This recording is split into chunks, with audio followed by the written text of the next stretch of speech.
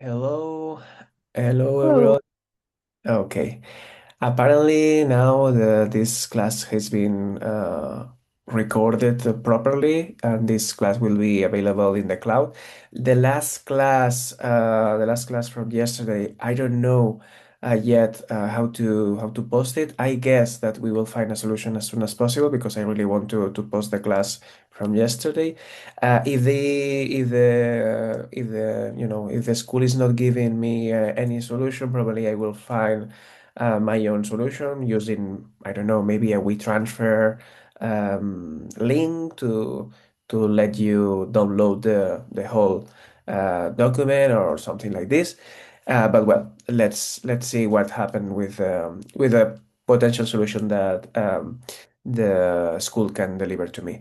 Well, first of all, before starting, I would like to know if you already checked the final assignment for this course, for this model. Yeah, have you checked? Yeah.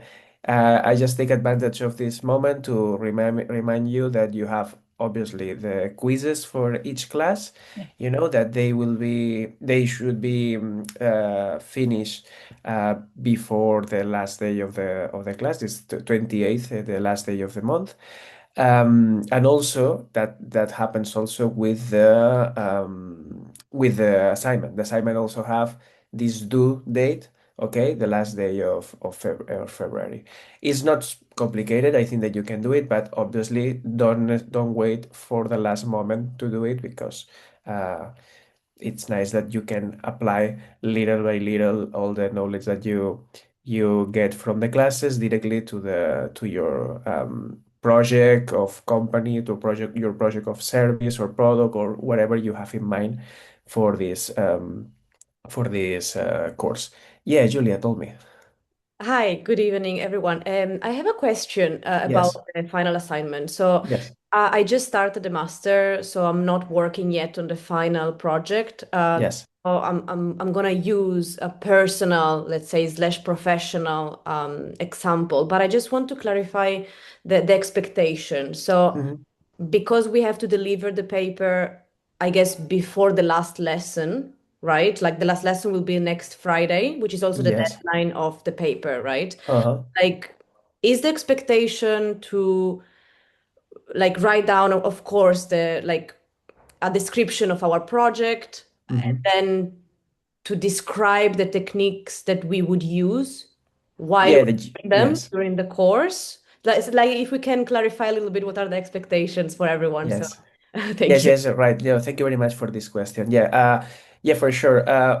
First of all, for the people that maybe you don't have a specific personal project because maybe you started late in the course, or maybe because you're still thinking about what to do, don't worry about that because you can choose another kind of project, maybe a project that you can find around, or you something, a project in the real life, or something that you can imagine quick.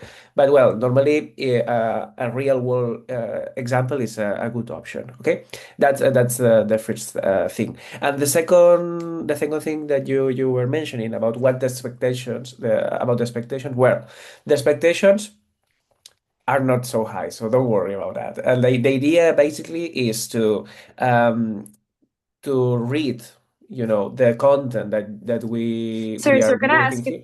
Oh, Yes, sorry. Can I ask a question real quick in between?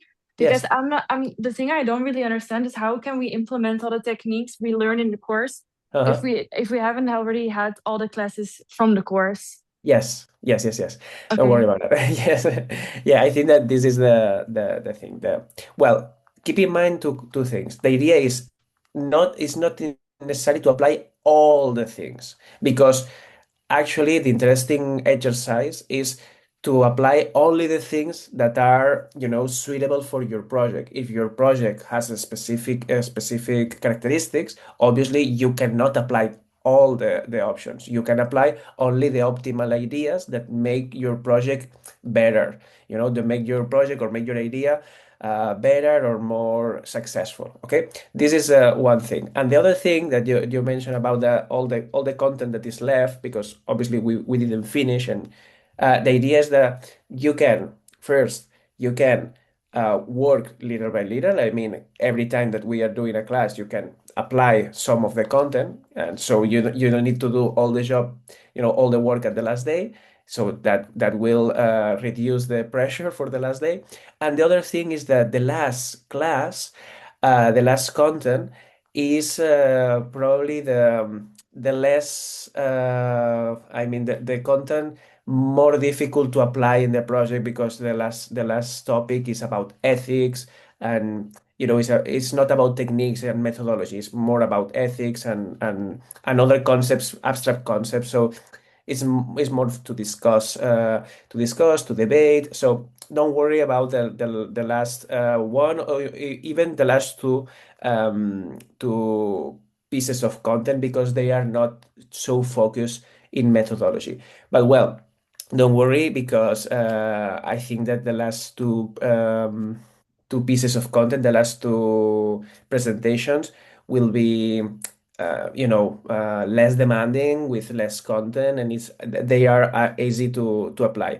Even if you don't have enough time to apply it to the project, don't worry, because they don't have these blocks of content. They don't have a lot of applications, direct applications, and make practical applications to your assignment. You mean to your project? I mean, Kirsten, do you have a question?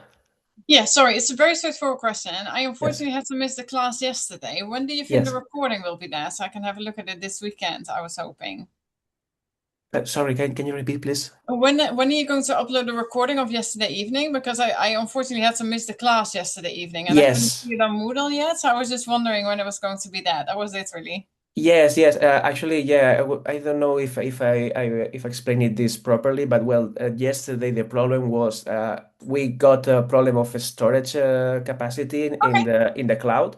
That's the reason why it was impossible to record the last class using the cloud. But I recorded Mm-hmm. the class in my computer, so I have the class recorded in my computer, Yeah. and we can use it. I mean. But I asked to the coordinator of the course, Maria Jose. I asked her, well, what's the protocol in these cases? How to post Yeah. this content? And I didn't receive any answer for now. But well, if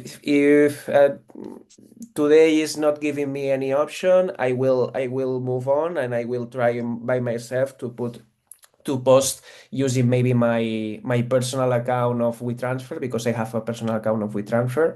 Because Yeah. if I use the problem is, if I use a free account of WeTransfer, the WeTransfer only stays there for 2 days or something like that. It's so quick. Uh, so I think that I will use my own WeTransfer account. That is a premium one, and Yeah. that gives the opportunity of keep the record for 1 year or something like this. So I think I'm gonna do this if I don't receive any kind of answer from you know from Maria Jose. So probably I will use the link, the WeTransfer link, and I will Yeah. use the WeTransfer link directly to the Moodle. And you can go to the Moodle normally, but instead Yeah. of watching the video in a player, instead of that, you can download the whole document. It's Brilliant. it's that Yeah. it's inconvenient maybe because you need to download Oh, the whole video, but at least you will have the video. no, that's brilliant because I've got this window now because I'm actually finishing this master's next week. I'm doing my end presentation on Friday. So I'm just trying to I've got this window now and I thought, oh, this weekend I can then watch the classes to make sure I'm all up to speed. So yeah, so that would be great if you would be able to send it. Thank you. Yeah, don't worry. I will put yeah, for sure. I will go to that option because I really want to post this as soon as Thank you. possible. And you can, not only because you need it, also because there are a lot of people that have the habit of watching those videos not live. For example, exists Yeah. a student that is in another time zone, and he never Yeah, can be true, true. here, Yeah. and Yeah. and Yeah. probably these kind of students need these videos every time. So it's important to keep this. to keep the content available for everyone. For yes, that's the reason why I will try my best for posting the video probably tonight, because I don't want to wait more time for a official response from the school. Okay, so I will go my own idea. Well, I saw here some messages. Well, don't worry. It's not necessary to send emails for the notes and so on, because the content of the videos, sorry, the content of the presentations are already in the Moodle, and the video is the only thing that you miss now. But this night I No gonna problem. I gonna Thank you. post it. Okay, so don't Excellent. worry. Thank Well, you. I'm gonna share with all you the presentation of class number 4. Okay, this class is about, wait, now, perfect. This class, the topic is social influence and behavior of groups. All this time we were talking about emotion, motivation, learning, attention, so many concepts, but only focus in one individual, only focus in the processing of the cognitive processes that implies one individual. Okay, but in this case, we want to put our focus on the social aspect of doing a purchase. When we take a decision, or when we are influenced by other people, because obviously our species, the human species, we are so social. We are an animal, a social animal, and we normally live in collective. So that's the reason why we are constantly surrounded by other people, and obviously this affects is another factor that affects our behavior. Okay, so let's talk about this, that is so important, and I think that could be interesting for you to understand a lot of dynamics, the social dynamics. Okay, well, let's start with vicarious learning. Remember that yesterday we were talking about learning and different kind of learning, but this learning is a learning that we can call it as social, because implies at least two people. Okay, vicarious learning, also named observational learning, is the ability to acquire behaviors, attitudes, or emotional responses by watching others and their consequences. Sorry, because we can learn not only by our own experience, we can learn also watching people, the behavior of them, and the consequence that they suffer when they do something. Okay, studied by Albert Bandura. Okay, with his work about social learning theory. This is it plays a key role, okay, in neuromarketing, especially because we're talking about the consumer decisions, purchasing behaviors, brand perception. Okay, all this is affected by this social factor. Okay, so it's basically is when we learn through the experiences of others. Okay, and we can obviously adapt our behavior after that. Okay, well, how it works. An individual observes a model. Okay, every time that we talk about a model, is the person that is being observed. Okay, so an individual observes a model performing an action and later imitates it. So I see someone doing something, and more likely, depending on the consequences, more likely I can imitate that. Okay, especially if the model is seen as credible, it's super important, attractive, or successful. Okay, direct experience in this case is not needed, because seeing the model's outcomes is enough to understand what is happening, and which things we can learn from that action. Okay, an example of this, for example, a consumer buys a product after seeing an influencer endorsing it. Okay, if we saw someone that is doing a behavior, in this case endorsing it, and this influencer has the credibility, the attractiveness, or he or she is successful, is more likely that I want to imitate that behavior. Okay, exist other kinds of vicarious learning. Do you have any idea of other vicarious learning, obviously related to marketing? Any of you? You have any idea? Could you repeat the question? Yeah, the question is here in the square. If you can mention a sales situation that implies vicarious learning. I think maybe when an influencer is showing a product or something, and then we as viewers want to buy it too, maybe. Okay, another one. Maybe placement in movies. Okay, product placement in movies. It's interesting example. Yes. In cool Okay. movies, for example, Heineken in James Bond. Okay. Yeah, Yeah. good. When A we see commercial with Mhm. actors or singers were Mhm. extremely popular. Good. a competition, when we see athletes wearing certain brands. Okay, good.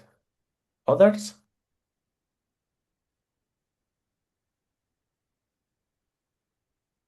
For example, I'm gonna give you more examples. There's so many there's so many products that requires instructions. For example, when you want to not only showing the product and you want to tell how to use the product. For example, when you are in a convention of different products and there are someone, there is someone explaining the benefits of the product and also is using the product in front of an audience, for example, and doing those actions, that person is explaining and is showing a behavior and the consequences of that behavior. And more likely, after that explanation with movement and instructions, more likely we can imitate and we can replicate that behavior, for example. Yeah, all these examples that you provide are so valid, and I love them. And we're gonna talk more about them in the next slides. Let's see.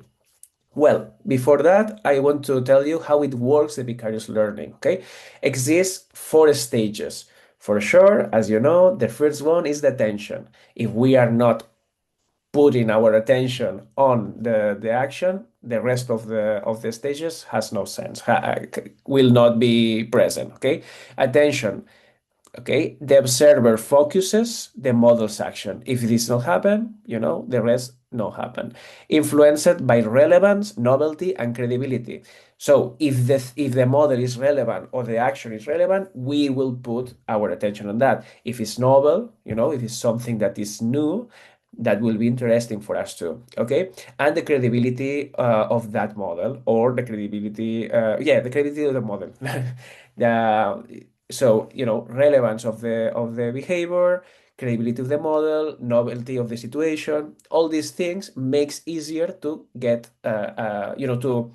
to put our attention, to focus our attention on the behavior that we are about to imitate in the future.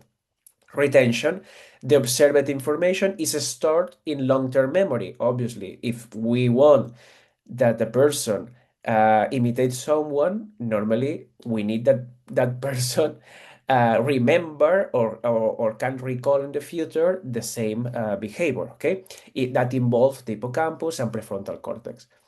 Then the reproduction. This is so important because when we are talking about vicarious learning, remember the learning in general is something that we can measure or we can detect because the behavior itself. So we can understand that someone learned something if we can see that someone reproduce or that someone imitates the behavior. Otherwise, we will not be sure that that person learned. Okay, do you understand? So in this case, the observer must have the physical and cognitive ability to replicate the behavior. It's important to have that possibility. Okay, here the mirror neurons play a key role. Okay, and fourth, motivation. The likelihood, we can understand the motivation we can understand the motivation as the likelihood of imitation. Okay, that depends on perceived rewards, identification with the model, and the social context. Okay, we will go even deeper in the next slides about all these things. Well, the vicarious learning can be modulated, obviously. Okay, the vicarious learning is something that is not a rock, can be changed depending on different factors. For example, the characteristics of the model. The model, remember, is the person that we are looking at. Okay, so people are more likely to imitate models that they perceive as attractive, successful, or similar to themselves. It's more likely that you imitate someone that looks similar to you. Okay, maybe because ethnicity, the same gender, or the same class, economical class, these kind of things make easier for you to imitate. Okay, emotional context. Positive emotions, for example, enhance imitation, while the negative emotions may inhibit the imitation. That I think that this is obvious, but well, it's something that we need to keep in mind when we are putting a model in front of a person, okay? Because as you can imagine, when we want to modify or we want to emphasize the vicarious learning, probably we can do that because we are in charge or we have some kind of control putting models in front of our potential audience, okay? Social reinforcement. Okay, observing a model, receiving a reward. A reward could be an intangible one, could be praising, recognition, people clapping around, this kind of thing, or could be likes, likes in a social media account, for example. This is also a reward somehow. Okay, this kind of social rewards, okay, increases motivation to imitate. If you see someone that is being appreciated, acknowledged for this kind of behavior, it's more likely that you're gonna repeat the same behavior in order, obviously, to receive somehow the same kind of reinforcement. Okay, culture and social norms.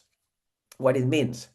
Well, cultural norms shape which behaviors are considered acceptable or desirable to imitate.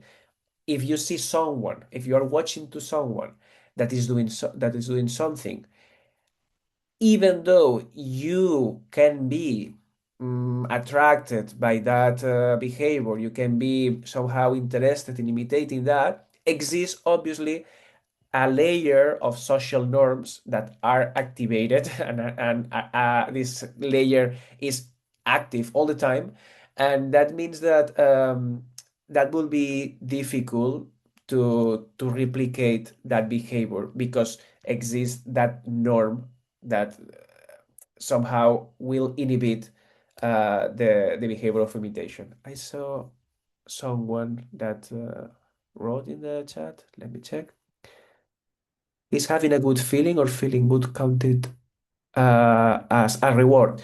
Well, yes, having a good feeling for oneself is a reward. But in this case that we're talking about vicarious learning, we need to see that person is feeling good because in this case, in this specific class, we were talking always about the social experience.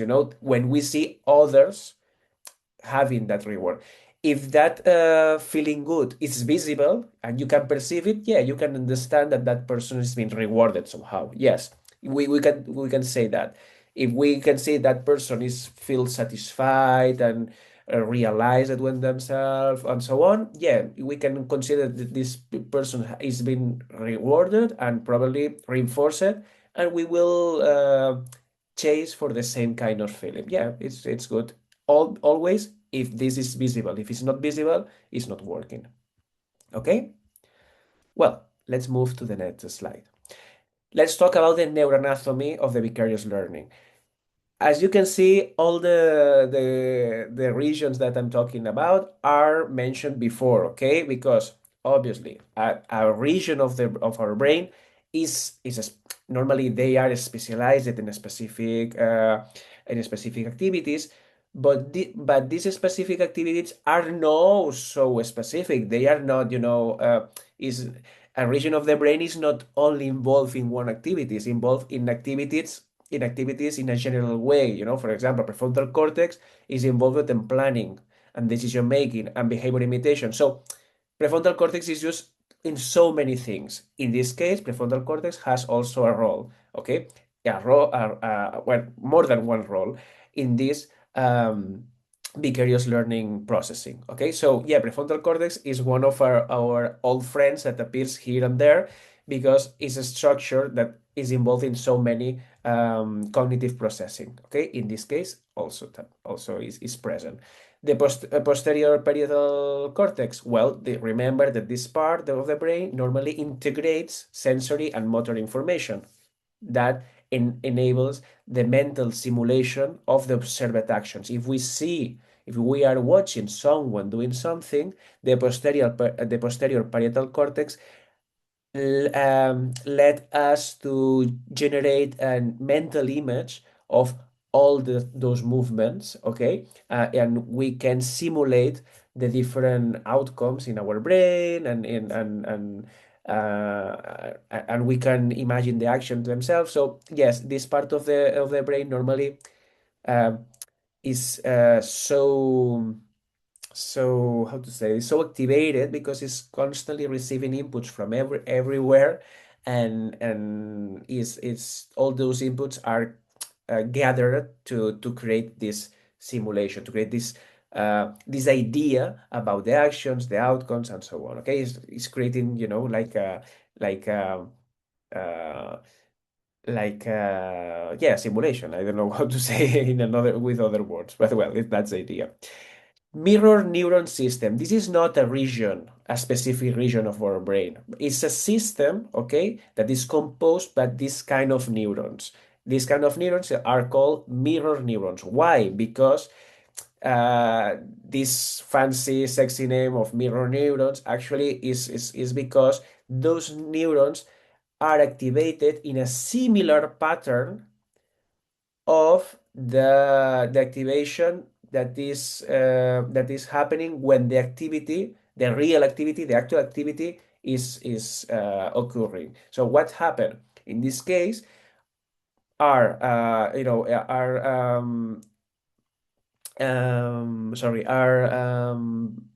brain neurons, okay? Brain neurons normally located in the premotor cortex and in inferior parietal lobe, and they are activated when we are watching an activity, or we are watching movement, we are watching any kind of action, okay? And without doing the action by ourselves, even though despite that we are not doing the action, these kind of neurons, the mirror neurons, are activated in a similar pattern, okay, than the actual activity of the neurons in case that we are doing the action. It's like a draft somehow. It's like a draft of activity. For example, imagine that you are typing on your computer, okay? And you're using your fingers, and your premotor cortex is activated, okay? The idea of this is if you see someone typing in their computer, even though you are not doing that, your premotor cortex has an activity pattern similar, not the same one for sure, but similar to the activity that person that is actually typing has. Do you understand this? Yeah? Okay. The amygdala in this case, as you know, is about the process of emotions linked to the observed actions. Okay, so that influence about the motivation for imitation later. Okay, or avoid behaviors. If you have the negative feeling, a negative emotion about a specific movement, of a specific behavior that you are observing, obviously you want to try to avoid to do that. Okay, so we are not only talking about imitation, we also talk about the to avoid, because learning could be in both directions. You can learn to do something, or you can learn to do not something. Okay. Well, hippocampus in this case, again, is to support the memory consolidation, because we can observe the behaviors and we can store and recall those behaviors and those ideas, those associations for later. Okay. Do you have any question? Hi. Can Yeah. you give us more examples about the second one? I didn't really understand that. The second one? What do you mean, the second one? The second one on the This. presentation. Yeah, this one.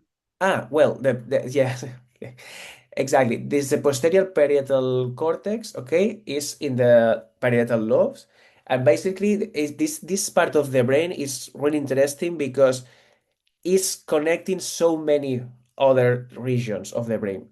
Taking consideration that the parietal lobe, lobe normally is the sensory motor, motor, no, sorry, I'm mixing, sorry, sensory cortex. Okay, so it's getting information from our body mainly. Okay, the sensation from our body, the skin, the other senses. Okay, and it's integrating all this information. So in this image is difficult to do it, but the idea is, well, let me use the yes, let me use this pencil, this digital pencil. This is the parietal lobe. Okay, this is the occipital. Okay, this is the lateral. This is the frontal. Okay, mainly I'm not so good. Okay, but this is the idea. Normally there is a line. Okay, there is a line that you can see actually, because there is an actual bridge. Okay, and the part of the front is normally related with motor. Okay, with motor and activity, motor activity, movement and so on, this part. Okay, this is the M1 because motor, M1. This is the M2 and so on. And here exists another one, that is the S1, the S2. Okay, I don't remember if exists S3. Well, I don't remember now, but well, exist different levels of the somatosensory primary, that is the one, the somatosensory secondary, that is the second. Okay, this part of the brain, especially the primary one, is receiving the information, for example, from different parts of your body. Okay, with different proportions. For example, in the case of your lips, for example, your lips are so sensitive. Your lips and the lips of everyone, not only yours. The lips of everyone are so sensitive. Why are so sensitive your lips? Because not only because you have a lot of receptors, also because your brain is prepared for receiving all that information and processing with so many neurons. Exists a huge part of this brain that are where the neurons are specialized on the sensitivity of the lips, and another part for the legs, and another part for the toes, and another part for the head, and you can somehow draw a little version of your body, because different parts of this region has the a connection, a direct connection with the sensory information that arrives from different parts of your body.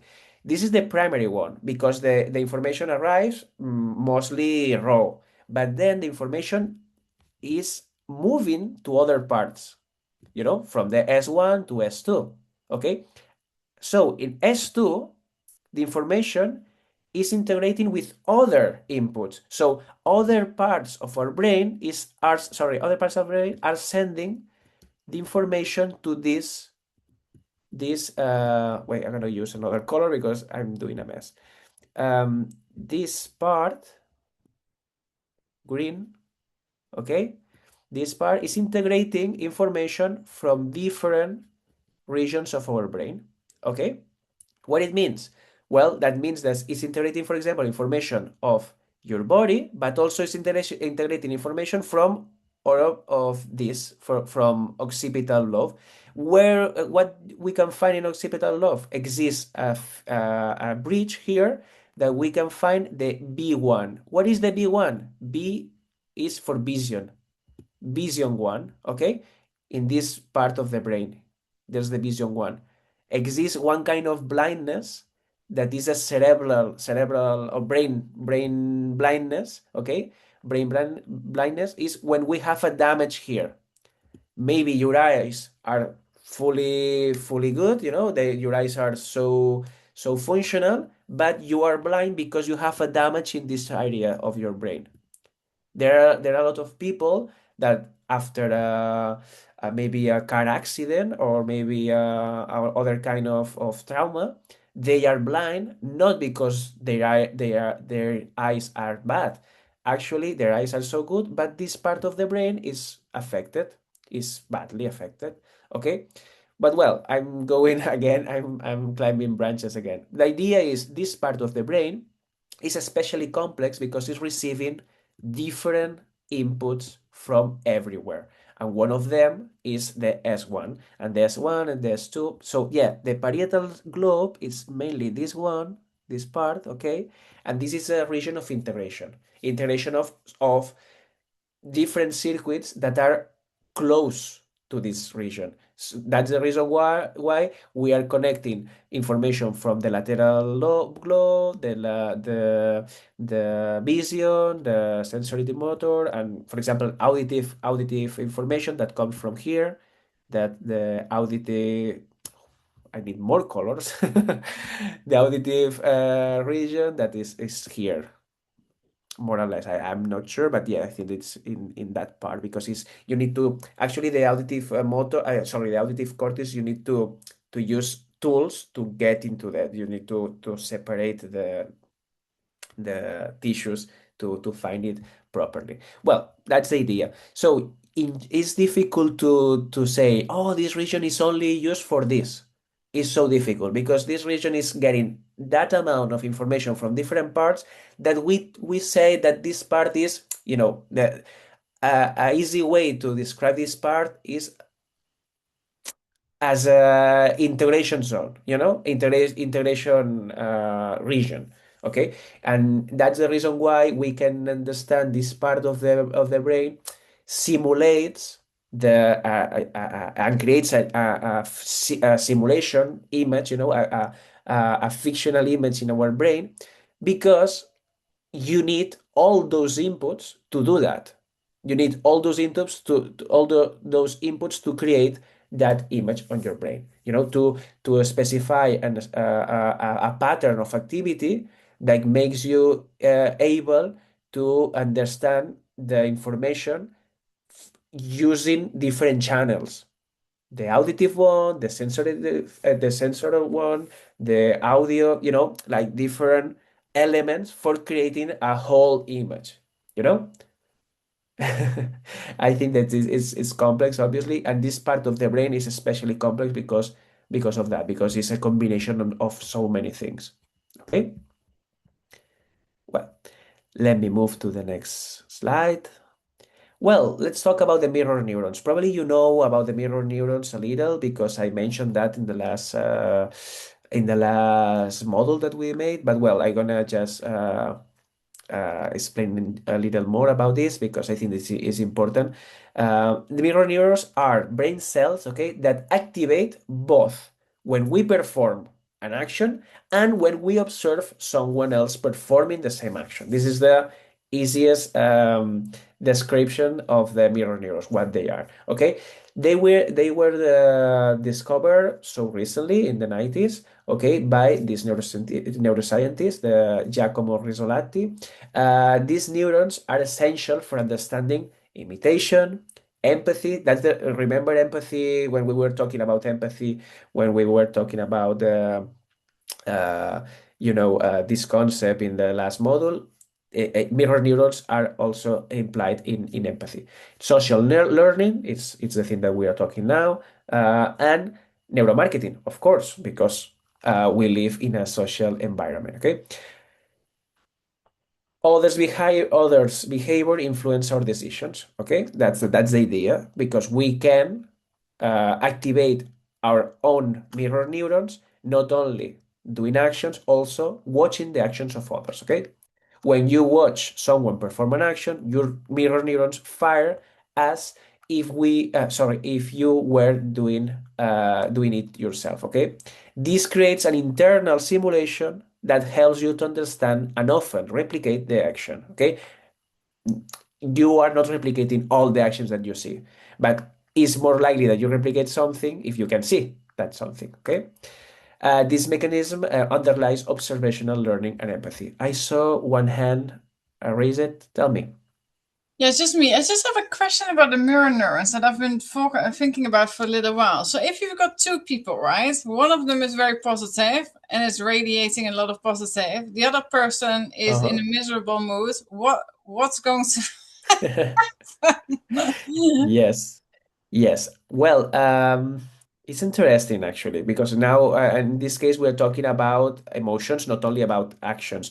In the case of mirror neurons, as I mentioned before, they are located in the motor part. Okay, they are located. Wait, let me go to backwards. Here, the mirror neuron system are located in the premotor cortex and inferior parietal lobe. Okay, so the you are mentioning, you are describing an emotional experience, an emotional mood and so on. So in this case, yes, you can activate your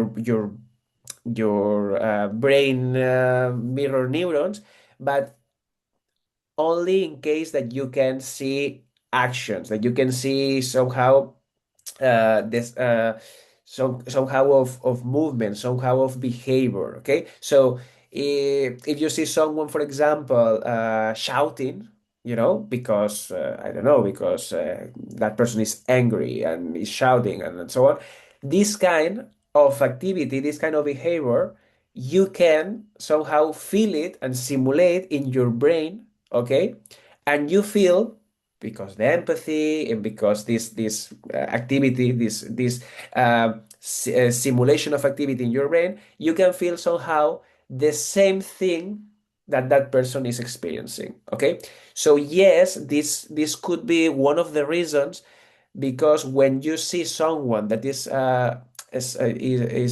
passing through a bad moment, if you have a high levels of empathy, you can feel the same experience, and you can be affected by the feelings of another person. The feelings themselves are not uh, sending vibes that affects you. Actually, you see the behavior of that person, and that behavior is affecting you. But it's not the negativity uh, send waves of energy. It's not about that. It's not about that. I know that exists a lot of books that talks about this kind of ideas, but the real the biological reason of that is because our neurons are prepared to being activated in a certain using a certain patterns every time that we see other people doing a specific activity. And then when our brain is somehow imitating that activity, we can generate, because obviously our brain has different regions that they are interconnected, we can generate a simulation of those feelings. Okay, and this simulation of the feelings could affect our amygdala, could affect our perception of the world, could affect our mood, obviously, finally could affect our mood. But it's not the mood of the other person, it's the activity of the other person. It's the motor activity of the other person. Maybe the person is shouting, maybe the person is crying, maybe the person is is I don't know, or maybe she's laughing. For example, the laugh is something so contagious. It's contagious because this kind of reasons. Okay, I saw also another person. Tell me, another person raising the hand. Yeah, it was me.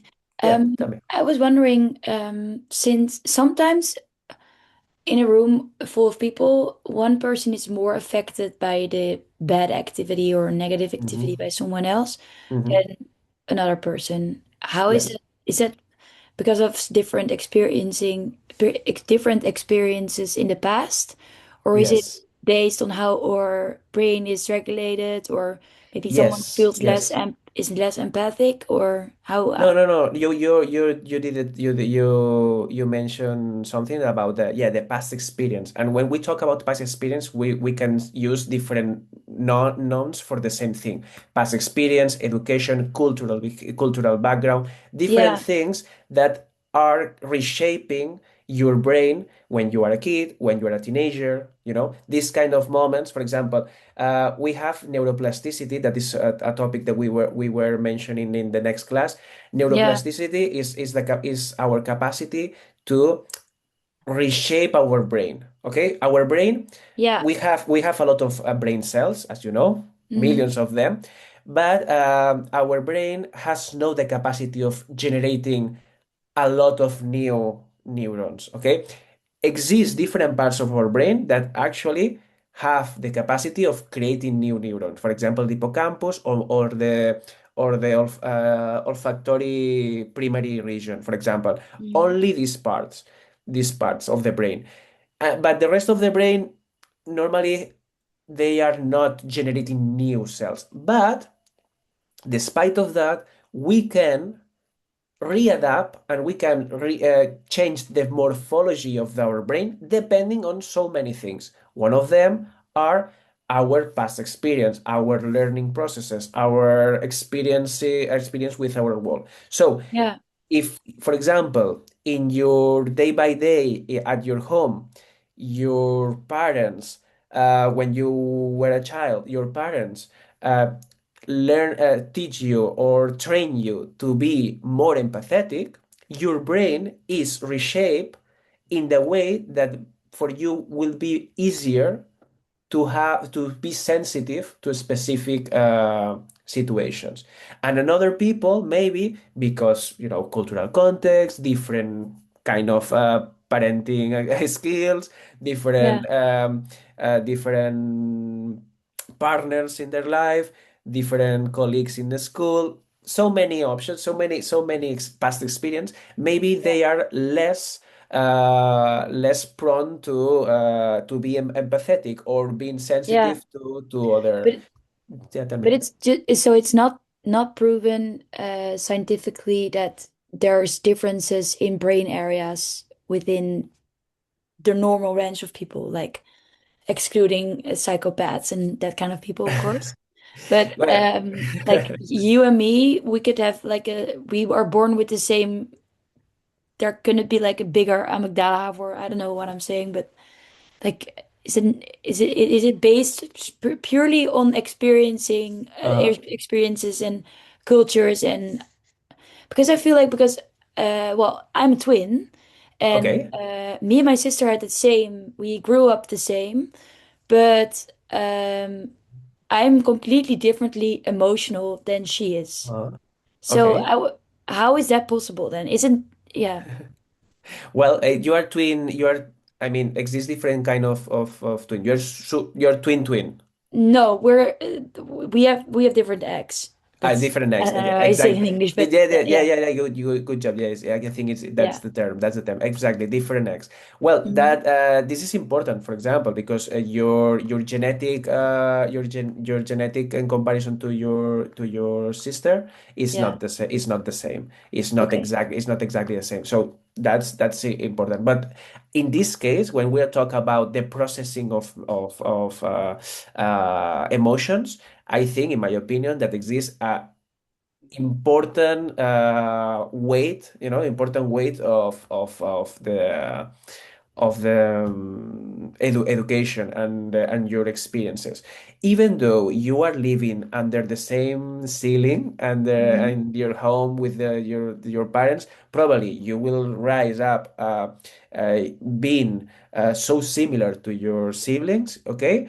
Yeah. But exists individual differences that comes from different places. Even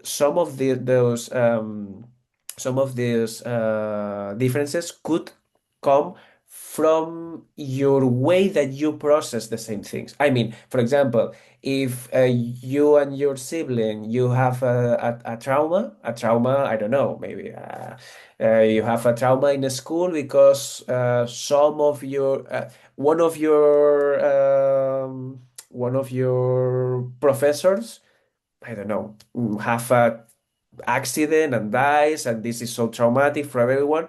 But how you process this in your, your internal thoughts, all the time that you spend thinking about it, how the interactions with other people that teach to you, how to deal with that moment, all these the inputs makes you learn. And learning, as you know, because I mentioned that yesterday, I'm talking about this now. Learning implies a new shape of the circuits of our brain. When we are talking about learning, you need to imagine that the brain is actually moving. I mean, the brain cells, are changing their shape, are changing their connection with another. I mean, exist so many people that say, yeah, the brain is like a computer, and so no, no, no, no, no, no. The brain is not as a computer. It's impossible to work as a computer because a computer is using a mathematical way to work. It's using zeros, ones, and normally the computers are composed by elements that are so fixed, are so uh, difficult to change. They are normally metal and plastic and these kind of things. But our brain, you need to understand that our brain as a huge amount of different cells that are interconnected in a specific way, but this specific way could change so easy depending on so many things. Could be chemical reasons, could be specific patterns of activity that makes this circuit be stronger or weaker than before. Could be that one neuron, instead of just activating another neuron, start activating two or three at the same time. So all these differences makes the learning, okay? Makes the idea of thinking about something before and thinking in another way in another time, okay? And we are talking about thinking, but we are talking about autonomous responses. We can talking about processing of emotions. We can talking about learning in conscious way and also in unconscious way, okay? Because our cells are in constant movement. When our brain is more flexible, well, when we are kids, especially the first years, and when we are teenagers, okay?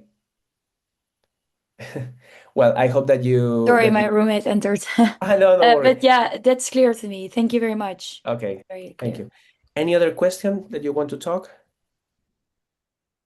No? Okay, I think this is already done. Perfect. Let's talk about the mirror neurons again.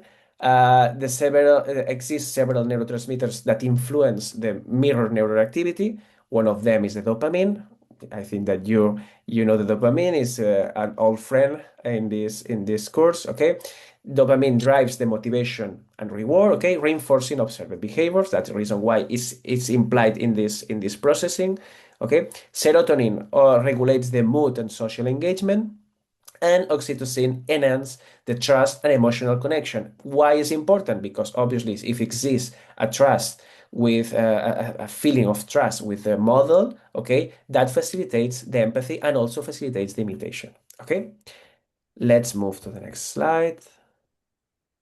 Well, vicarious learning and mirror neurons in the consumer behavior. How to put all these concepts together. Vicarious learning, driven by mirror neurons, occurs when we learn by observing others.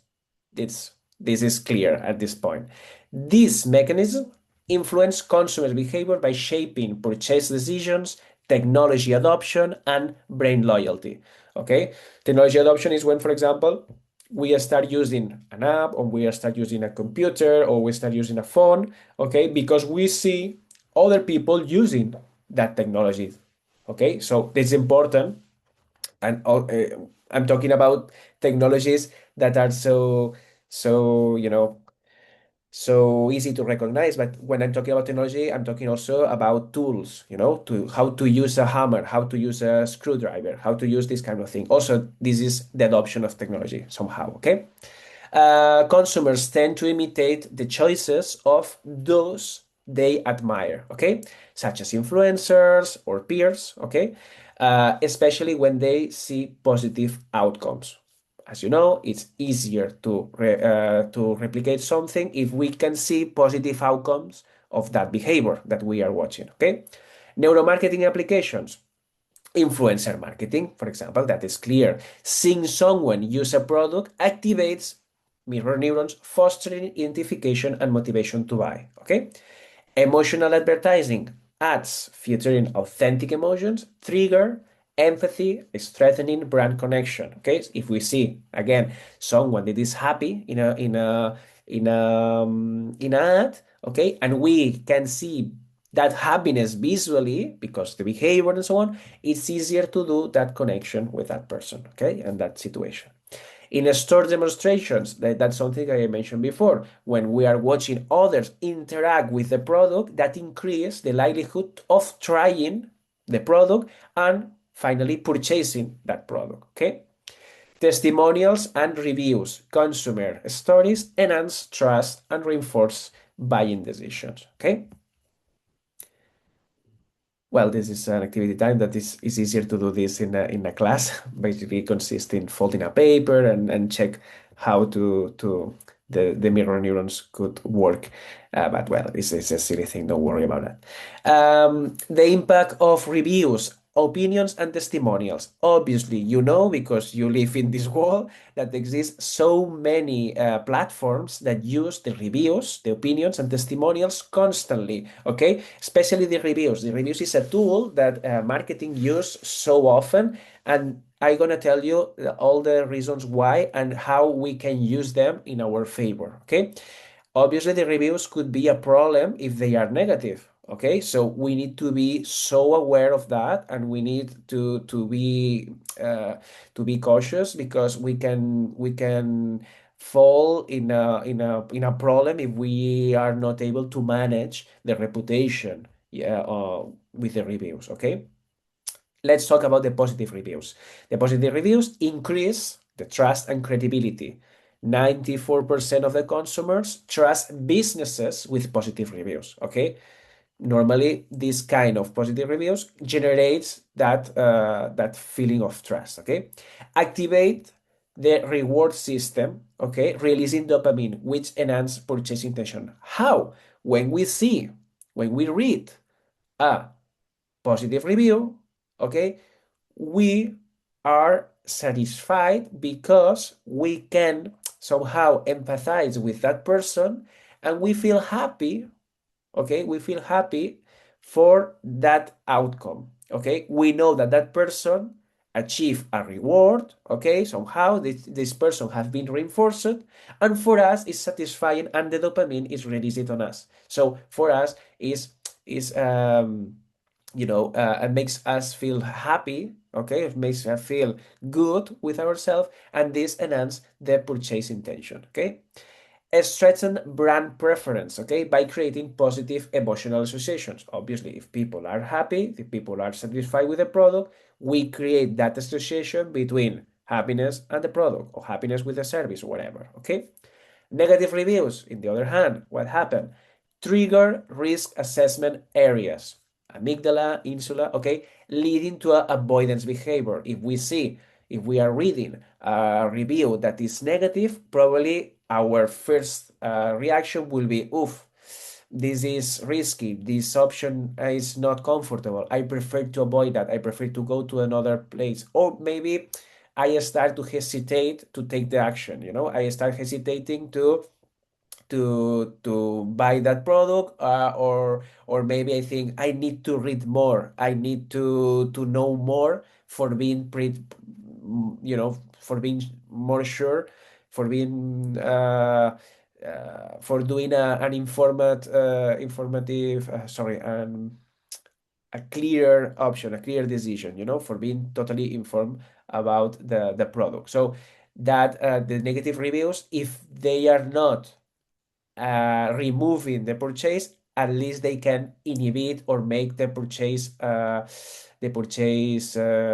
later, make the people think more about to take the action, the final action, and they will maybe buy, but in the future. So that is obviously is a lost opportunity. Okay, decrease the consumer trust and purchase likelihood, as you can imagine, and generate negative emotional responses. Okay, reducing engagement with the brand. Any question? No. Okay. Neural mechanism behind the consumer influence. Okay, mirror neurons and empathy. It's something that we were mentioned before. Consumers mentally simulate experience described in testimonials, for example, when someone is explaining about how they enjoy that product. Okay, you are mentally simulating that situation in your mind. Okay, emotional connection. Okay, increases influence on decision making. Reward processing, well, positive reviews activate the dopaminergic system, reinforcing attraction, creates a sense of anticipated pleasure from the product or service. We can imagine ourselves being satisfied by that product, so that creates a feeling of anticipation. Okay. Risk evaluation and avoidance. Negative reviews activate threat processing areas like amygdala, okay? And consumers develop hesitation and aversion towards the brand. That's the same thing that I was telling you before. Conclusion, reviews significantly shape consumer decisions by influencing key neural processes, okay? Managing online reputation, that is something I mentioned before, okay? The reputation in online environments, okay, is crucial for brands, okay, to enhance the trust and engagement.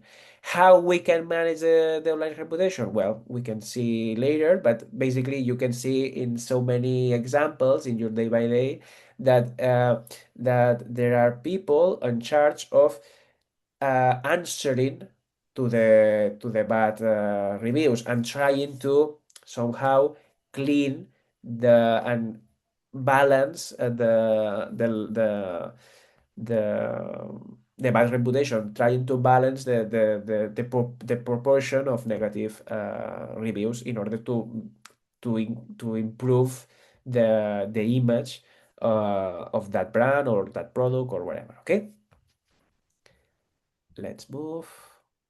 How positive reviews activates the dopaminergic system? Well, processing the review, the prefrontal cortex. Remember, the prefrontal cortex is the part normally associated with so many activities, but one of them is to evaluate the things, to judge the options or to judge the situations in front of us. Okay, so with the prefrontal cortex, we are evaluating the review itself, and we are evaluating the credibility of the review, the relevance of the review. Okay, when you are reading, for example, a review for a product, your brain is automatically judging if that review is credible enough to you. Maybe you are trying to understand, you are trying to figure out if this review has been made by a person or by a bot, or you're trying to know if that person is too angry for being reasonable, or maybe that person is a person that could be a person with criteria, a person that have a real well-built opinion about that product. You are constantly doing this kind of evaluation when you're reading something, especially in the orbitofrontal and ventromedial cortex. Those areas are responsible for decision making and the subjective evaluation. Okay, that's the reason why this part of the brain is constantly activated when we are reading this kind of comments. Okay, activation of the reward system. A positive experience in the reviews, okay, triggers the nucleus accumbens. Remember, nucleus accumbens is the part related, is the part of the brain is related with the reward system, okay, and this is the key of the processing of the reward. Okay, dopamine release, because we are reading this positive experience, okay? And this reinforces the expectation of a positive experience that you can have in the future if you buy this product, okay? So the dopamine is like, okay, you receive a portion of dopamine in that specific moment, okay? And you want to repeat this dose of dopamine in the future, okay? Probably the best way to get this new shot of dopamine is buying the product and experiencing the product by yourself, okay? That's the idea, okay? Mainly the idea that how the reviews can affect us, okay? A stronger purchase intention. Dopamine increases motivation and desire, making the consumer more likely to buy. Mirror neurons and emotional connection. Let's see. If the review describes emotions, okay, for example, I was so happy with this product, or this product makes me feel annoyed, or these kind of things, okay, the mirrors neurons activate because the person is describing something, is describing maybe an action, or maybe describing maybe, these kind of things, creating empathy and trust, further reinforcing purchase decisions. Okay, let's move to the next slide. Negative reviews, what happened with them? Well, again, processes review with the prefrontal cortex. We analyze the review, okay, and we are assessing potential risk. We are thinking about, okay, this thing is have cons, not only pros. So that's the reason why I need to be aware, okay, need to be cautious. Well, activation of amygdala and insula, the negative experience in the review triggers the amygdala, which processes threats and fear, okay? The insula involved in disgust and pain perception also reinforce the aversion, okay? A stress response and emotional impact. The amygdala signals a stress response, okay? If the amygdala is activated, we have a stress response. This increases cortisol levels and hastening caution. You are, you are aware, you are alert about what is happening with this product, okay? Avoidance and decision making. The ventromedial prefrontal cortex integrates this negative information that comes from the amygdala, for example, leading to avoidance behavior and rejection to product. You decide consciously to discard this product from your radar. You decide to, okay, this product is not good enough for me because you are integrating information that comes from the amygdala and also the evaluation that you do about risk with your prefrontal cortex. So finally, you decide with the ventromedial prefrontal cortex, you decide to say, okay, I'm not going in that path. Okay. Social contagion effect. Mirror neurons enhance emotional resonance, okay, making others more likely to share the negative perception, amplifying the product's bad reputation, okay. Yes, exists this problem with the negative reviews, okay. Exists this somehow if you see how to say, yeah, the if you see other people having bad experiences with that, that makes you feel obviously it makes you feel also bad. And if you your perception towards the product will be even worse. And if you are also a user of the product, it's more likely that you will also put another negative review. That is one of the reasons of exist that propensity for putting a lot of bad reviews. It's easier to find bad reviews than good ones sometimes because people are feeding each other with bad this kind of bad reviews. Okay. Impact of positive versus negative reviews. Negative reviews have a stronger impact than positive ones. Okay, that is something that happened. I mean, it's not the same a negative one than the positive ones because somehow the negative review weight more. Okay, and one negative review can deter about 30 potential customers. Okay, 86% of the customers avoid a purchase due to negative reviews. No exact ratio exists. I mean, doesn't exist a ratio, okay, like one negative reviews it has the same impact of 50 good ones. It's not like this. Also depends on the perception of the consumer, okay? But mostly, so many times negative feedback weighs more, way more, okay? In consumer perception. Companies should actively manage and respond to negative reviews to minimize damage and maintain reputation. Okay, for example, in Amazon, it's not common. But for example, if you use Apple, for example, Apple the iPhone, you use iPhone, for example, and you are checking an app. You are about to get an app or to buy a new app, and you check the reviews. If exists negative reviews, normally people in charge, the developers of that app, are so active trying to respond to the negative reviews for two reasons, mainly because they are interested in solving the problems of the people, but also because they want to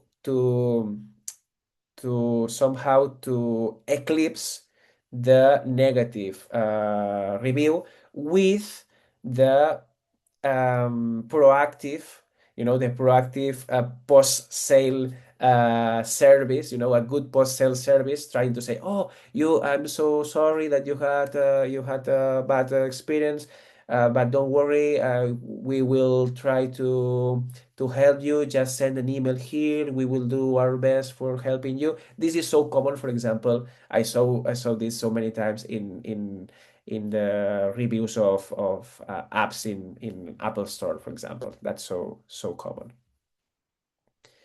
Well, this is an activity time that we cannot do here. I'm so sorry that most of the activity times has a format that is easier to apply in the class, in the real world class. Well, we have time. Perfect. I know that you know this concept is so famous. This concept, the FOMO, fear of missing out, okay, is so common to talk about this, especially in neuromarketing. Is a nice tool to use. Obviously, it's a dangerous tool because using anxiety, normally anxiety is a bad feeling, but using the anxiety is something dangerous because to use negative emotions could be dangerous if we are not doing properly. But well, it's a powerful tool when we are trying to move people to do something. Okay, what is for the people that were living under a rock? Well, fear of missing out is an anxiety of missing valuable experiences, opportunities, or trends that others are enjoying. Okay, in consumer behavior, it drives urgency to purchase products or participate in events before they disappear. Let's talk about different examples to understand this concept better. For example, limited time sales and exclusive editions. For example, imagine that Nike's special releases, Apple product drops, or something that is happening just for a short time, or these kind of things that are so exclusive. This creates this feeling, of urgency that makes you feel that you are about to miss something, and that feeling is negative, and you try to avoid that feeling. So that's the reason why you don't want to be out of the conversation, and you try to be, to belong in the group of people that were privileged by having that thing, or experiencing that thing. Okay, scarcity based advertising is when you, as a marketer, I mean, you try to create the idea of a scarcity. Could be a real scarcity or could be a fake scarcity. Okay, you can do it, just creating a batch of product so short, okay? And you can say, okay, sorry, we only have a little of these products, okay? We don't have just we have just a little amount of things, and that's the reason why it's about to finish, and you need to buy it as soon as possible because only a few left, okay? Or maybe exists the idea of fake scarcity, okay? For example, with digital content, the digital content has no sense of scarcity, but you can generate a fake scarcity. You can say that, oh, there's just a little of them, and come on, it's just a digital product. You can repeat that digital product over and over and over again, but you generate just some kind of scarcity with something that is impossible to be to run out. It's impossible. Okay. Social media and peer influence. Seeing influencers enjoying a product increase the desire. Okay, this is one of the FOMO phenomena that is more related with social perspective, is when we see other people engaging with a product, okay, normally enjoying the product, and they are happy and they are experiencing that product so many times, and you can see them and you want to be one of them. Okay, that's how FOMO and social interaction are more connected. Okay. Okay, let's talk about the neurological basis of FOMO. Okay, I don't want to specify every single thing here because I think that you can understand by your own, and there's a lot of text actually.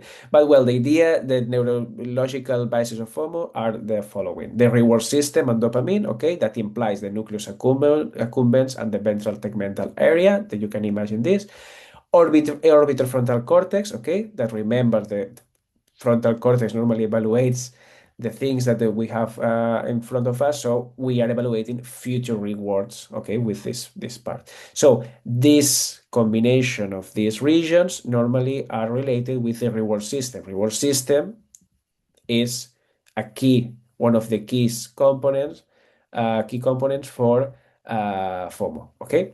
Prefrontal cortex and cognitive control, okay? Dorsolateral prefrontal cortex regulates impulse control, okay? But weakens under emotional pressure. When we have the emotional pressure, this part of our brain, okay, cannot regulate our impulse, okay? And that's the reason why we fall on the impulse and we finally take action, an action that probably in another context will be inhibited by this part of our brain.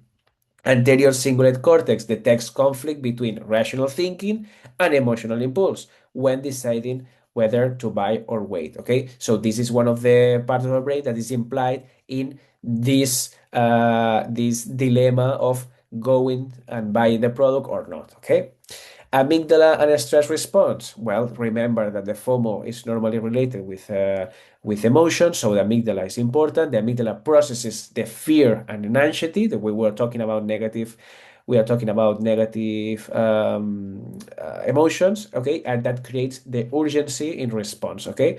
Like for example, these kind of phrases: offers end soon. This triggers our response, and that leads to take action as soon as possible, okay. Stress hormones. Well, as you know, the cortisol and norepinephrine, okay, they are related with stress. So that's the reason why I put here these two, because obviously if we are feeling stress for the FOMO, because the FOMO, those hormones are taking place in this process. Okay? Any question? No? Best strategies to trigger FOMO, because that's the thing that you really want to hear. How we can use the FOMO in our favor? Well, again, the scarcity and urgency. We need to use this strategy for to trigger FOMO in our audience. Use limited time offers, like only 24 hours left. That is so common when, for example, nowadays when you enter in a website, or clothing website, like e-commerce, and they say that maybe your discount is about to finish, okay? Or maybe when you are checking a specific piece of clothes and they say there are only three. For example, he show low stock indicators, the only three left in stock. They are saying, okay, there are only three. If you wait for longer, maybe you will be out. You will not get anything. Okay. Social proof and exclusivity. Highlight what offers are buying. Okay. I sorry, others are buying.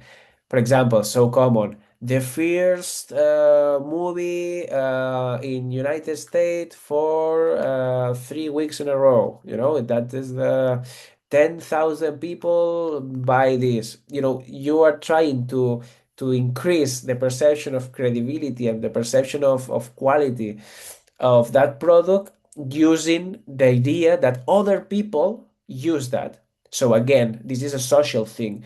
You want to be one of those people that they enjoy the product. You don't want to be the only person that is out of the conversation. So that's the reason why they are using this kind of thing.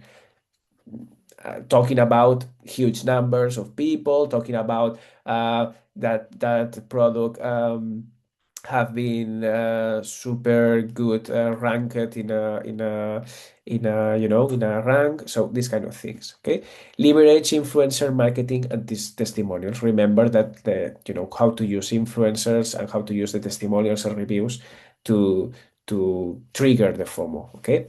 Real-time triggers, for example, implementing countdown timers on websites. That is so common every time more and more. You enter in a website, there exists a timer that say that maybe your 50% discount is about to finish, is about to go out. Also, for example, maybe not with a countdown, but exists, for example, in Amazon, they use a strategy that they when you are about to buy, when you finally are in front of your cart, and they put a notification that say, if you buy this product before 3 hours, this product will arrive at your home that day.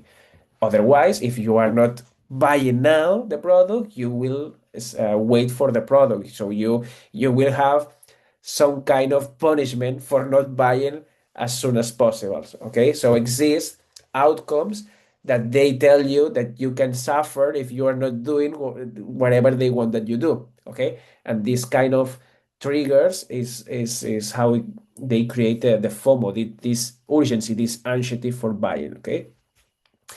Also to send push notifications about limited deals, okay? And also we can use strategies based on personalization, okay? And loss aversion. Let's talk, for example, remind users of abandoned carts, okay?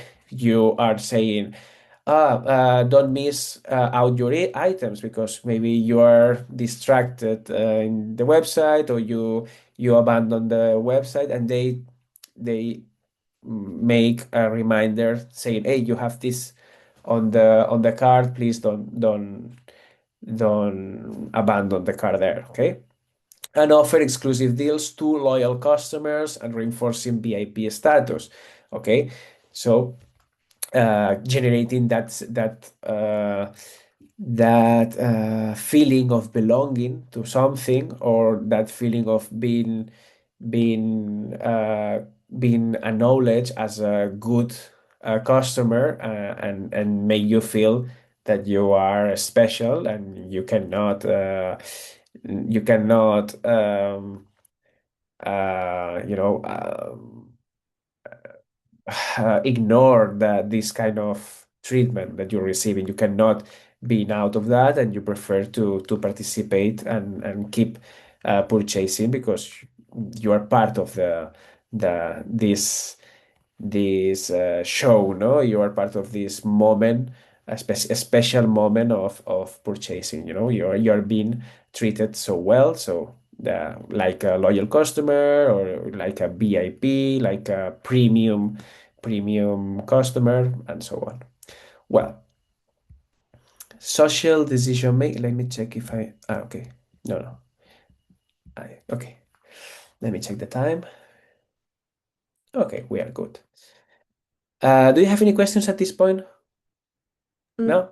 I don't have a question, but I have like to report a case, let's say, that maybe Okay. help me understand a little bit. So if we talk about Booking.com or Airbnb, they are big Mm-hmm. brands and they all use all those techniques that you just described to us, the Yes. FOMO.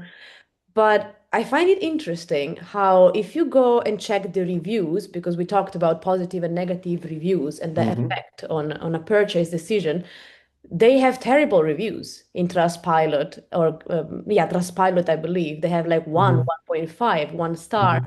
but people keep purchasing. So I was like researching and I was checking when you Google Airbnb or Booking.com, you don't find the reviews until you are at the seventh page or something like this. So obviously they focus their marketing strategy and their Google research strategy on other things. But what I wanted to Mm-hmm. ask here is uh, like, how can someone with a business recover from bad reviews? That's the first question. And second is, what would you say that Airbnb and Booking.com are doing despite the reviews that is actually making them successful using those techniques?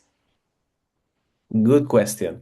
I think, in my opinion, because obviously it's an opinion, but I think in this case there are two factors. The first factor is familiarity. I mean, for people in general, it's so difficult. It's for them it's so difficult to change something that they already know. For example, you are talking about two super big brands that everyone knows, even people that never try those products. For example, Airbnb. I use Airbnb, but I know people that never use Airbnb, but they know that exists Airbnb. It's a product that is so familiar. Everyone knows Airbnb and everyone knows Booking and this kind of products. So when you try something, even though this product is not perfect, but at least you know this product and you feel familiar with this product, for you is less demanding and is less problematic and frictional to keep using the product because you already know. This is one of the reasons, one of the two factors that could be important in this question. The other thing is this kind of brands have the opportunity because they have tons of money and they have super aggressive strategies of communication. They have the opportunity of being present everywhere. What I want to try to say, for example, Airbnb have the opportunity of sending messages to the audience through commercials, through web presence in different places.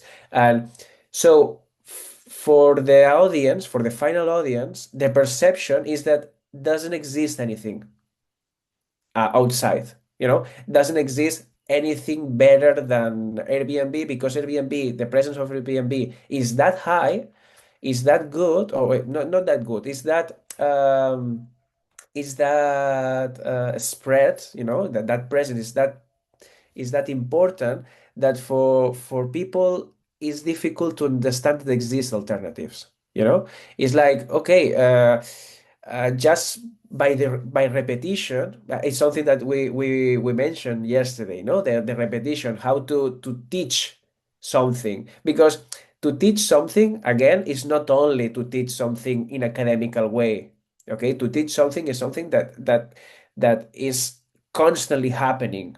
Okay, you are learning 24 hours day. You are learning constantly, and all the messages around you and all the situations are around you, even the objects around you are teaching you things through experience, through overexposing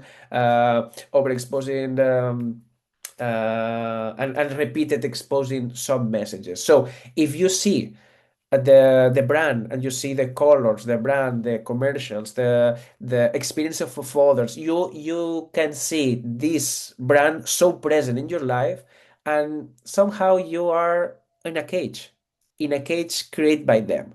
You are in a cage, and you can, for you it's difficult, or it's more, requires more effort to think outside this box, outside of this cage, because they are repeating constantly that they are the best option for going out and take a plane. They are the best option for buying, or well, for going out, and not using a hotel. You prefer, if you want to be in an apartment, a nice apartment, you can use Airbnb. Exist different options. Of course, exist different options. Booking is not the only one. It's not a monopoly. It's a monopoly in terms of perception. In terms of perception, is a monopoly, because the feeling of the people is the best one, or the most important one is one of them is Booking, or Airbnb. You barely can imagine exist different options. The share market is totally unbalanced, and they work so hard for generating the idea that they are the only one, and the most popular one. Obviously, they do so many things good. Obviously, they have models of business that works, and they are not bad companies in general. I mean, yeah, they are doing good job. But the reason why, even though they have bad bad reviews, they are still being there, because they created that familiarity, and also they repeat the message constantly. For example, that is something that happened, for example, with Coca-Cola. Why Coca-Cola? Well, Coca-Cola, at least in Europe, Coca-Cola is perceived as the most important, soda drink, and in Europe. No, why exist so many options? Exist so many options apart from Coca-Cola. But why Coca-Cola is the most important one? Is not the best of the best in terms of quality. Actually, probably is unhealthy, is not good, is a product that in normal conditions you're gonna try to avoid. But Coca-Cola is perceived as the most important one, because they never fail doing commercials. They constantly doing commercials, and they are not changing the formula. They are not showing you new products. They don't need to tell you that the product is good, because they know that the product is not good. They know that this just sugarish water with colorants. They know that product is just a drink, but they are constantly there doing commercials. They have presence, and this presence generates the familiarity, generates the perception that this product will be there for years and years and years, and this familiarity make people feel safe, and they say, okay, it's Coca-Cola. It's like, it's like family. It's like something that I will use again and again and again and again. Unless they do something so wrong, your perception of the Coca-Cola is okay, it's good enough. It's good enough for me. It's the important one. I prefer not taking the effort of looking for an alternative. you know for example, if Booking is the most important one for you, it's like a so demanding effort to try to find another one. That's happened, for example, with the social communicating systems. For example, when you're using WhatsApp, for example, at least WhatsApp is super popular in Europe, for example, and everyone is using WhatsApp, widely. Obviously exists alternative, exists Telegram, exists well, probably I'm missing a lot of them, no? But exists different alternative. WeChat is so common in China, for example. WeChat is the most important social chat in China. Well, for Chinese people, WhatsApp is not an option because they use WeChat for so many things. They use WeChat in not only for communication, they use WeChat even for paying things in stores. They use WeChat for so many things. It's like a composition of different services at the same thing. No, so they are so familiar using WeChat. So that's the reason why they don't want to change. And the same happened with WhatsApp, even though exists probably even better options, even better options than WhatsApp, you prefer to keep yourself in WhatsApp because for you it's an effort to change because WhatsApp is familiar, because there are a lot of your friends and a lot of your family members inside of the platform, and you don't want to try to convince them to migrate because it's a lot of effort. So normally that's the reason to create a good product as fast as possible and being the first and the best for at least at the beginning, that consolidates your position. Even you can be bad at some point, even you are bad at some point. If you are able to consolidate your position at the beginning, it's more difficult for the audience, it's more difficult for the people to change because they got that familiarity from before. Okay, maybe I answered or not your question. Oh, no, totally. Totally. Thank Okay, you for that. Thank you for the reflection.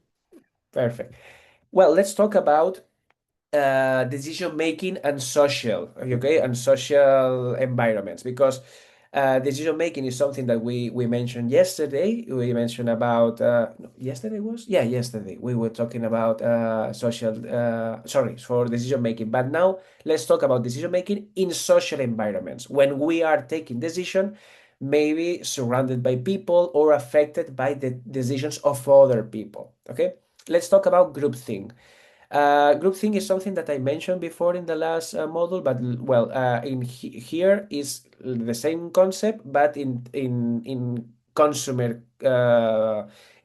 behavior environments, not in business. Okay, groupthink refers to situations where leadership style, group cohesion, and crisis lead to suspension of dissident. Okay, members of the group supports highly rational policies due to pressure for conformity within the group. The group thing normally works with groups that they are compact, so on, but also is something that you can find in large group, okay, large groups. But those groups needs to be connected somehow. It needs to have something in common, or needs to have tight communication, or belonging to a delimited group. Okay, but well, this phenomena is group thinking when exists a suspension of for the dissident. Okay, all the people works, or the people think in or takes a specific behavior um, just for conform, to be so homogeneous, just being so homogenical, being so similar to each other. Okay. Causes of groupthink. Well, exist different causes. The belief of inherent morality. That means that you think that the group has the a good criteria because there are so many people, so for sure there exists a certain level of moral, and they have they have a better moral, or a level of morality bigger because there are so many people implied in that decision somehow. Okay, even though it's not a real thing, it's just a perception. Okay, it's just a belief. Direct pressure, okay, on dissidenters who challenge group norms. That exists that feeling of, if you are out of the group, of you think or act in a different direction, you will be you will be somehow punished, or you will be somehow pressured by the mass, the mass. This is something that happens, for example, in specific cultures that they don't let you think different, or wear different clothes, or having a extrovert personality, for example, or to be out of the norm. Okay, self-censorship of members who deviate from the consensus. So the group somehow is censorship that sorry, censoring these members of the group that they are, that they are trying to do something different. Okay, and exists an illusion of unanimity. Okay, exists this agreement. This is falsely perceived, that this agreement, that all is good, everyone thinks equally, in the same direction, even though it's probably wrong. For sure exists diversity inside of the group. Okay, an example of this. Okay, consumers align with a dominant opinions. Okay, reducing alternative exploration. That's something related with the thing that we were talking before. When we're talking about these huge brands that have the capacity of changing our way to consume a product. Okay, this is seen in brand communities where criticism is suppressed, or in trends like Apple products hype. When exists some tribal behavior around a product or around a service, because for people, something that define them is the fact that they choose an option. Okay, that option normally is related with spending money. For example, exists a phenomena that is called the war of consoles, of video games. Exist people that use PlayStation, and exist people that use Xbox, and exist and or people that use Nintendo, and they have different personalities somehow, because they have different tastes. They choose a specific machine, and they are constantly trying to justify the decision that they took when they spent $500 in a product. Obviously, if you spend so much money, you don't want to feel that you did something wrong. You prefer to reinforce the idea that you were intelligent enough for paying for the best of the products, because you spent $500 in a product. So you are able to defend your idea, to defend that action that you took, that behavior that you took a long time ago, saying that the others are wrong, the others are failing on those decisions, and you have the the truth, and you are better than them. And exists this tribal experience also. Okay, and if you are into the group of users of, I don't know, PlayStation, and you try to be critical with your own product, with your own tribe that you are belonging, probably you will receive some kind of bad comments from your peers that say, "Oh, come on, you are not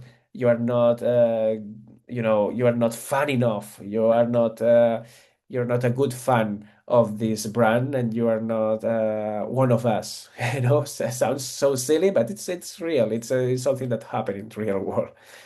Well, the polarization, that is something that is not only it's not only present in consumers' behavior, that's also happened in politics. Okay, group polarization refers when exists extremization, okay, of opinions, okay, as a result of group discussion. So when people discuss, okay, they tend to go to the extremes. Maybe without the discussion, people have, their own individual opinions. But when they start talking about their opinions with each other, when they discuss, the decisions become more extreme in the direction that they have. For example, I'm open-minded with a specific topic. I'm open-minded about, I don't know, abortion, for example.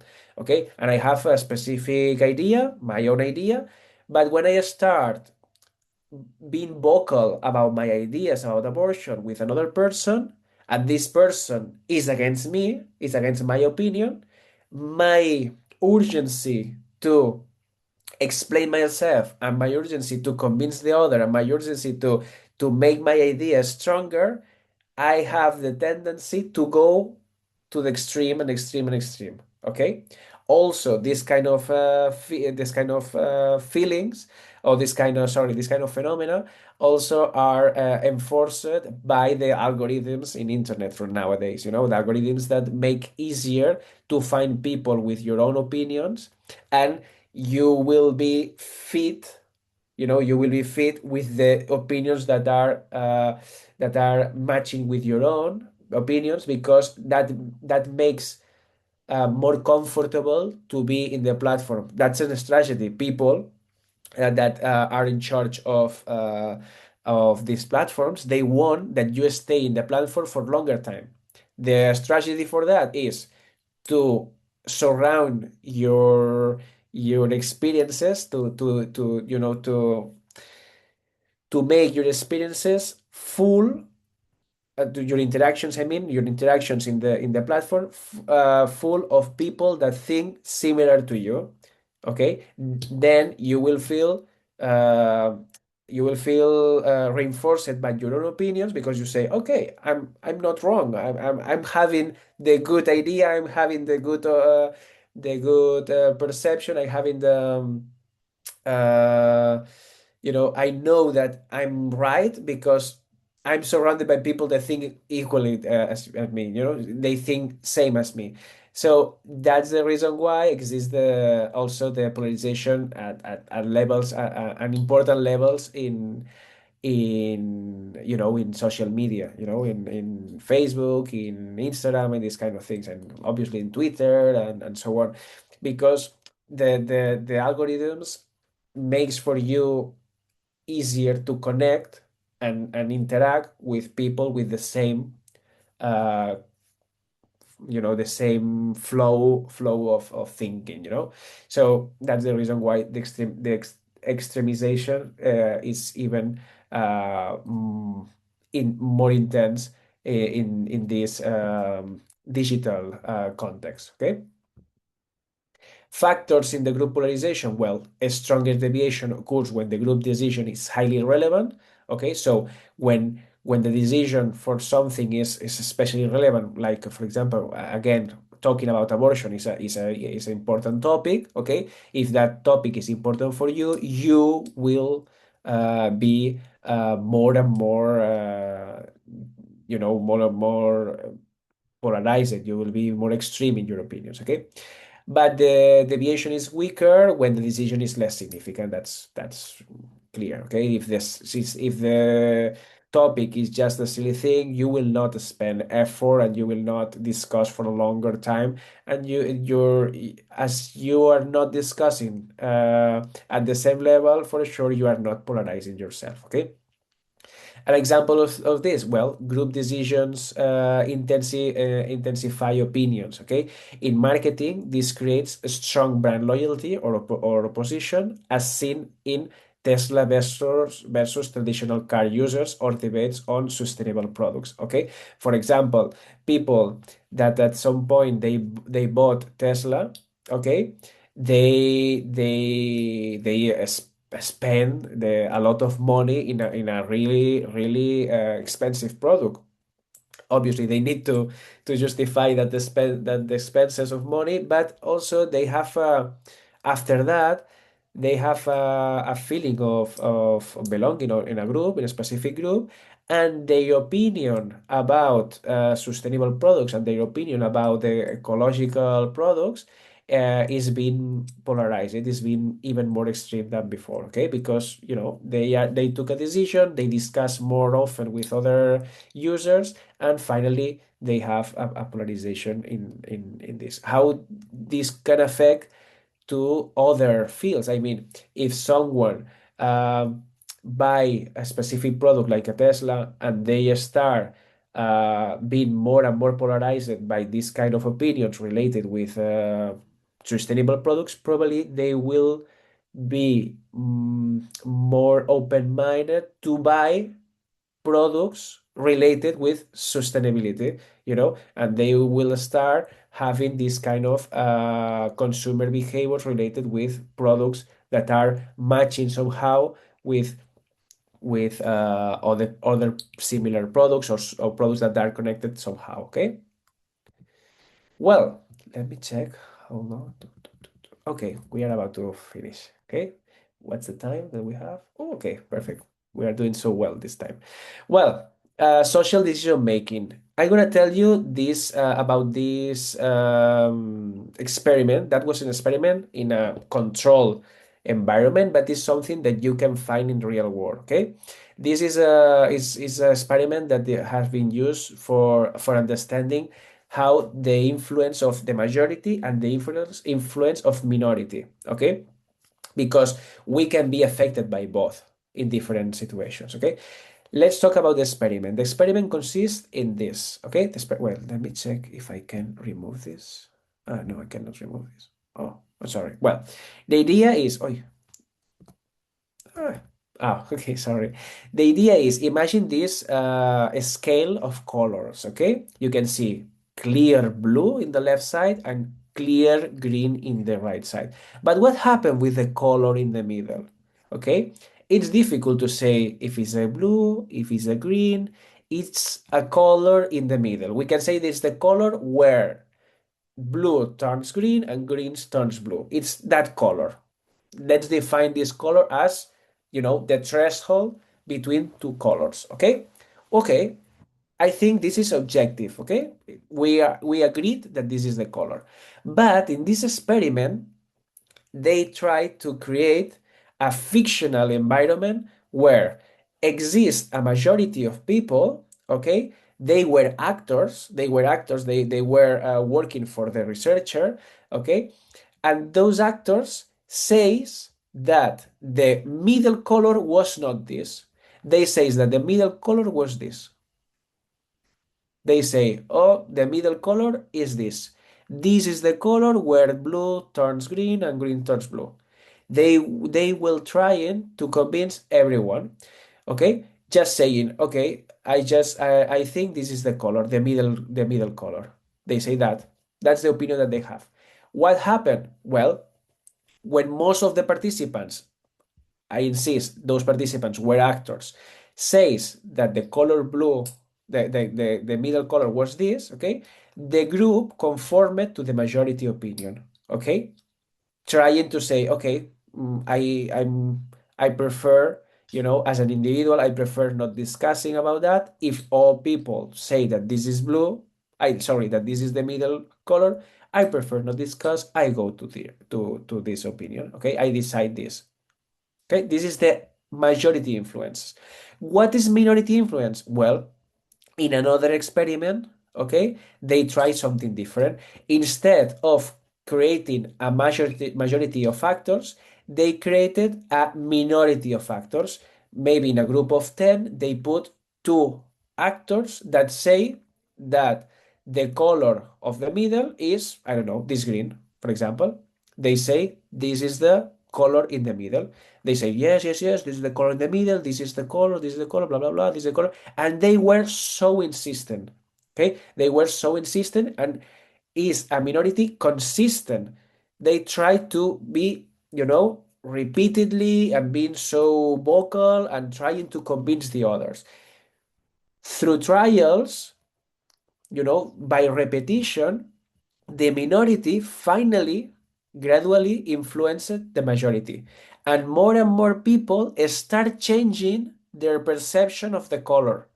That's crazy. Start thinking, because the consistent minority calling that this is the color, start swifting the perception to the greenish color.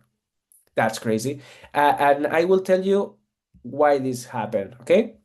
The key findings of this is majority creates compliance, okay? The majority effect creates a compliance. Most people conform publicly, but may not change their private opinion. So it's like people that were affected by majority, they changed their opinion just for avoiding conflict, but in their mind, you know, in your real the real opinion is still being the same, still being that the color in the middle is the real middle. Okay, this is how majority works. When you try to not create a problem, it's crazy. But then the consistent minority leads to conversion. That is interesting because the minority consistent stance can change both public opinion and also the private opinion over time. So people, when the rest of the participants, when they were asked by the perception, even after the experiment, they still thinking that this is the color in the middle because they were affected so consistently with the minority. Okay? The minority convinced them to change their mind about which one is the color in the middle. Okay? We can see this in so many cases. For example, majority influence. Let's talk about the majority first. Majority influence drive mainstream consumers' norms, like what is luxury, what is eco-friendly, and not only what it is, also convince people, to do a behavior because it's the norm, because you don't want to be in conflict with the norm. And finally, well, you go to there because everyone is going to the same direction. But probably you, in your inner thoughts, you are not convinced at all. You're just doing that because it's a trend, because it's something that you need to do. But what happened in minority influencers? Minority influence fosters niche markets, for example, electric cars, plant-based diets, okay? When a persistent minority shift the public perception of a product. So exist people, normally early adopters, that use a product and they are consistent. They use the product for longer time with strong opinions. They try to convince others, and finally, little by little, gradually, they change the behavior of a huge mass of people. Okay? They are able to do that with consistency. And finally, people that change their habits or they change their mind, they really feel that they did a good decision. That also happens in politics, for example. Uh, for example, about feminism, for example. You know, uh, Time ago, for example, the perception of feminism in whole world was different than now. Why? Because exists a minority of people. In this case, when I'm talking about politics, minority of people doesn't mean less people, means people with less power. Okay, when we're talking about politics, it's different. The minority is not, that doesn't mean that exists less women. Exists the idea that the women have less power in the world. Okay, that means minority in terms of politics. What I tried to say, that, well, in this minority context of power, I mean, women and especially feminist women were consistent and were fighting and were being vocal, and they trying to fight for their rights. Okay, and this, not at the beginning and not at the day after, but for a long time, fighting and fighting and fighting, they change our perception of them, and they change our perception of feminism in general. Okay, and this is the minority influence too. Okay, is when a minority is being so consistent that the minority is able to change the perception in a deeper way, and people can change their mind. Okay, that's the reason why minority is interesting to it could be interesting for you to make this kind of approach, make this kind of approach of trying to find people that even though they are a minority, if they are strong enough doing their spreading a message, they can change the perception of that product. They can change the perception of something. They can change the behavioral patterns of the people. So yeah, it's interesting to think about how minority can affect your campaign in a long term.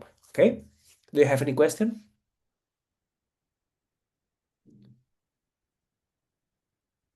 No? Okay. Well, this is the last slide. Is about the neurological basis of these effects. Okay. Again, prefrontal cortex and social conformity. Okay, because the medial prefrontal cortex and anterior cingulate cortex monitors the conflicts. Remember about the conflicts, the norms. You don't want to fight with the norms, and so that's the reason why prefrontal is trying to fit you in the wall. Okay, because you don't want to break the rules, you don't want to be out of the norm. Okay, reward system and social approval. Again, you will be reinforced by social approval. The dopamine release in the nucleus accumbens reinforce social validation. You try to be validated by your peers or people from other groups or whatever. Amygdala and emotional polarization. When exist the polarized debates, these debates are linked with amygdala activation, to be intense during these debates. And prefrontal cortex and minority influence. Well, that is something that I was telling before. That dorsolateral prefrontal cortex and hippocampus enhance critical thinking and long-term memory. Okay, and this facilitates the slow but lasting, this important but lasting impact of minority opinions. Well, we finished just in time, I think. Perfect. Thank you very much, everyone. I hope you spend a good time. I hope you like it, this class. Tomorrow, no, sorry. The next week, we will do the class number 5 and exist the content of the class number 6. So the next class, probably I will post both class 5 and class 6, and I will try my best to deliver as much content as possible the next class. Those classes are so easy to do, so don't worry. They are mild, but for sure you will experience the class number 6 mainly by your own, because I don't think that I can give you all the content in just one class. It was impossible, and because we were behind during some days. But well, don't worry about the content, because you can use the notes for the exam, as you know, and you can use the notes even for the quizzes. I don't believe in the idea of memorizing the content and spitting them in the exam. So I prefer that you just interact with the content. You can know where the content is, and then apply properly in the made up content, the made up questions that I will prepare for you in the exam. Okay, any question at this point? Friday is just the exam, isn't it? What? Next Friday is just the exam, isn't it? Yes, because yes, I think so. I don't remember well, let me check. Yeah, I think so, because it's the last day of the yes, the last day of the yes. That would be the remember, that will be 40 questions. Mhm. I will try those questions will be like real world examples of trying to make the questions more practical, and then you can use your notes for applying in real well, not real world, but made up scenarios. Okay, Excellent. Thank you. perfect. See you next week, and See have you a next week. good weekend. Thank you so Bye-bye. much. Bye. Thank you Bye-bye. so Thank you. much. Bye bye.